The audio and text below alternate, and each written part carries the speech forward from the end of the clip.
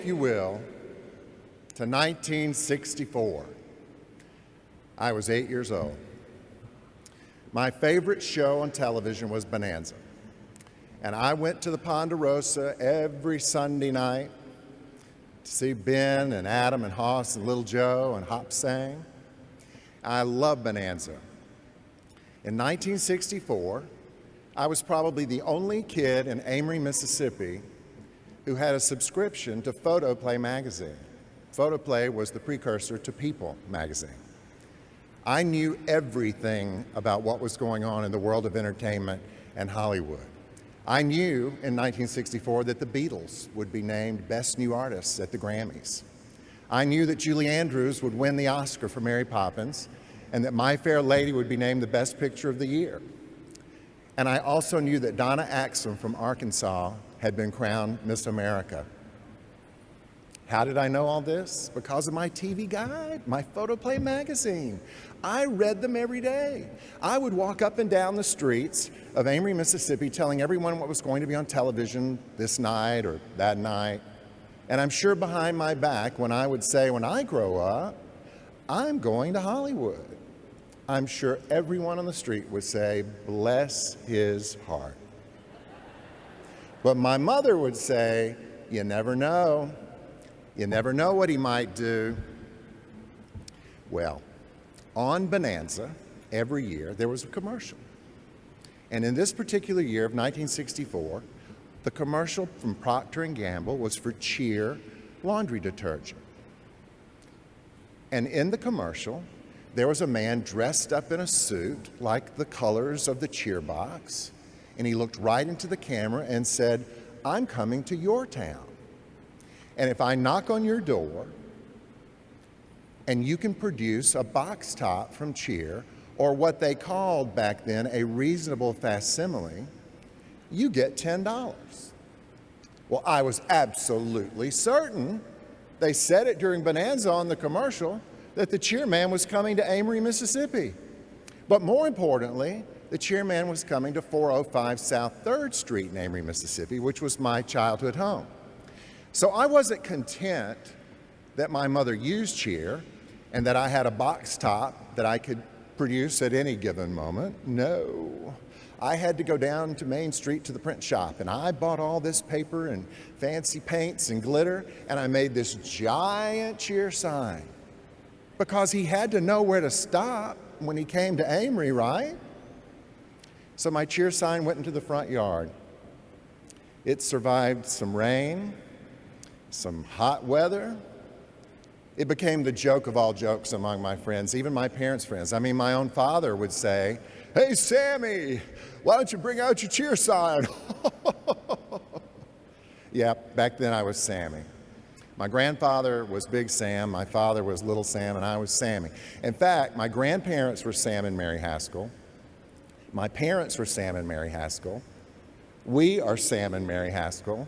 And our children are Sam and Mary Haskell. So it's real easy to remember us, but I digress. Hey, Sammy, bring out your Cheer sign. And my mother would say, leave the child alone. You never know. If he thinks the Cheer man's coming, then the Cheer man is coming. A year passes. It's my brother's birthday, Labor Day weekend, playing football in the front yard. Father grilling hamburgers, mother working on the cake, the perfect family setting for a little boy's birthday. When all of a sudden, down the street, we hear, Cheer, Cheer, Cheer is here, Cheer. And I ran down to the bottom of the curb and I looked down the street, and coming up 3rd Street was the Cheer car with the Cheer man. I didn't even stop to think that he might not be stopping at my house. He had to be coming to my house. He was in Amory, Mississippi. So I ran inside to get my Cheer sign. Now, the Cheer sign had gone from being in the front yard to being on the wall of my bedroom to rolled up under the bed of my bedroom. So I ripped out my Cheer sign. I went running out. Kids were going through my mother's laundry room, tearing up her box of Cheer so that they could have it to give to the Cheer man. The Cheer man pulls up right in front of my house. Just as I'm walking out, You, he said, you get the $10. True story. My father was apoplectic. How is this possible?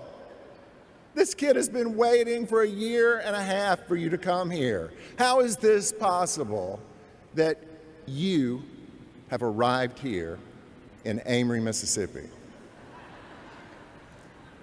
And the chairman simply said, well, you see, sir, every registered voter in these United States was put into a computer.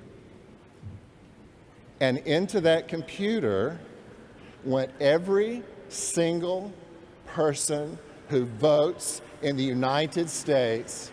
So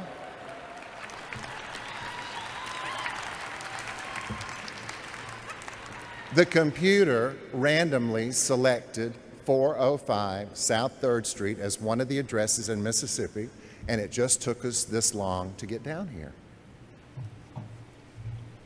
Pretty amazing. But that story,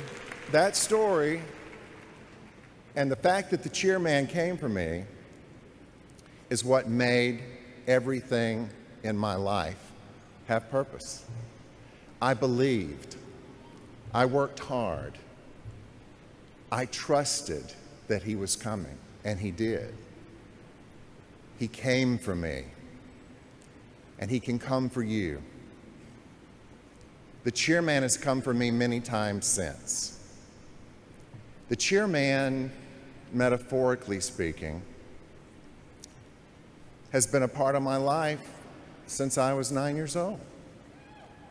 It's a symbol of the wonderful things that happen when you have love in your heart, when you have hope, and when you have faith. For the special times in my life, the chairman has never let me down.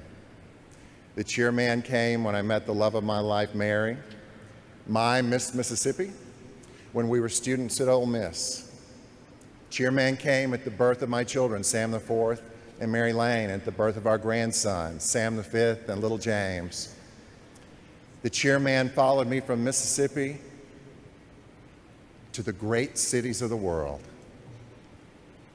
from the White House to Buckingham Palace and back again.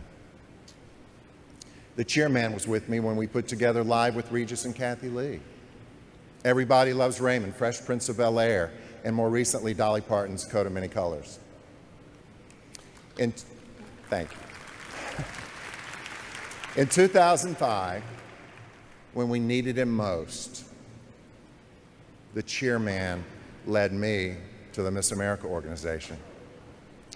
Do you remember what the 2006 Miss America pageant was like? It was a very dark time for Miss America.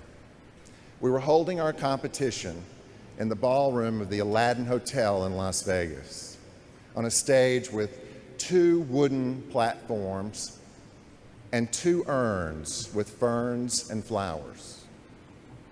They weren't even real ferns and flowers. Every time I walk into this hall and I look at what we've created here in Atlantic City, I think about those 2 platforms and those urns with ferns and flowers. And I'm so very proud. And I know the chairman is right there with me. The Miss America pageant in 2005 and 2006 was failing. It was bankrupt, on life support. But the chairman didn't let any of us down. He followed me on my mission to breathe life back into this iconic brand. He was there to help me overcome my own moments of doubt and fatigue. The chairman was with me when we talked to my friend Marie Osmond about a national partnership with Children's Miracle Network hospitals.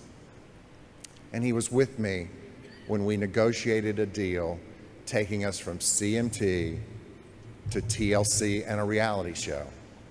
I called on him many times during that reality show. The chairman never left my side.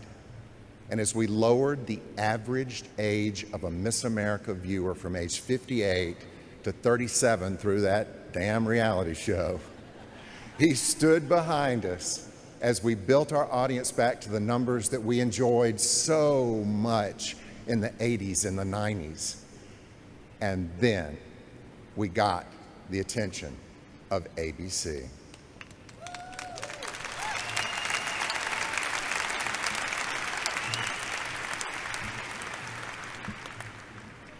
The chairman was with me when we navigated our return home to Atlantic City, our birthplace. I always felt it should be here, and while I was not a part of taking it out of here, I'm certainly proud to have been a part of bringing it back.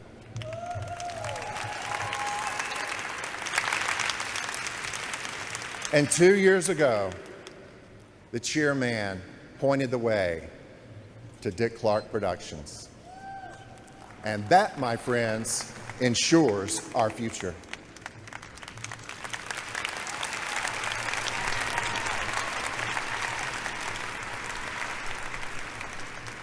You know, as I look out into all of your faces, something tells me that the chairman had something to do with bringing us all together here tonight. The chairman came for me that day in September in 1965, and he can come for you too. Just believe, and he will come for you too. God bless you.